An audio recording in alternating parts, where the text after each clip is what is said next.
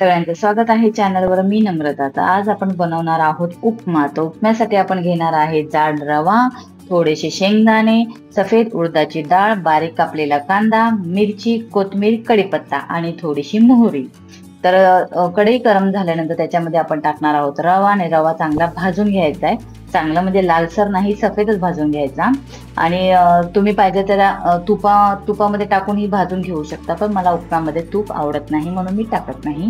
आता कढईमध्ये घेतलेले आहे 2 चमचा तेल. त्याच्यामध्ये टाकली आहे मोहरी टाकली की आपल्याला टाकायचा आहे कढीपत्ता. तर मी कढीपत्ता बारीक बारीक असं तोडून टाकलेला आहे, जेणेकरून तो डायरेक्ट पोटात जाईल, काढण्यात जाणार नाही. त्याच्यानंतर टाकलेला आहे शेंगदाणे आणि सफेद उडदाची डाळ. तर तुम्ही शेंगदाणे आधीही म्हणजे मोहरी टाकायच्या आधी भाजून काढून घेऊ शकता, पण मला असंच आवडतं. तो थोडासा ना खरपूस भाजला जातो, मग तो खाताना छान लागतो. तर त्याच्यानंतर टाकली मिरची नंतर टाकला कांदा आणि कांदा चांगला तेलात भाजून घ्यायचा. त्याच्यासाठी थोडंसं चिमूटभर मीठ टाकायचे, जेणेकरून कांदा आपला लवकर भाजला जाईल. त्याच्यानंतर टाकायची थोडीशी हळद आणि हळद टाकल्यानंतर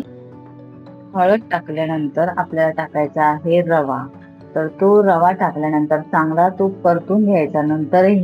त्याच्यानंतर आपण एका साईडला पाणी गरम करायला ठेवलेलं आहे आणि उपम्यामध्ये शक्यतो गरम पाणी, थोडंसं कोमट पाणी टाकायचं, जेणेकरून आपला उपमा चांगला सुटसुटीत होईल, चिकट होणार नाही. त्याच्यासाठी थोडंसं कोमट पाणी टाकायचं. आणि पाणी टाकताना आपण आता याच्यामध्ये मीठ टाकलेलं आहे, कारण आपण कांद्यामध्ये ऑलरेडी थोडंसं मीठ टाकलेलं आहे, त्यानुसार आपण वरून मीठ टाकायचं. आणि पाणी टाकताना चांगलं हलवत राहायचंय, कारण आतमध्ये गुठळ्या होतात.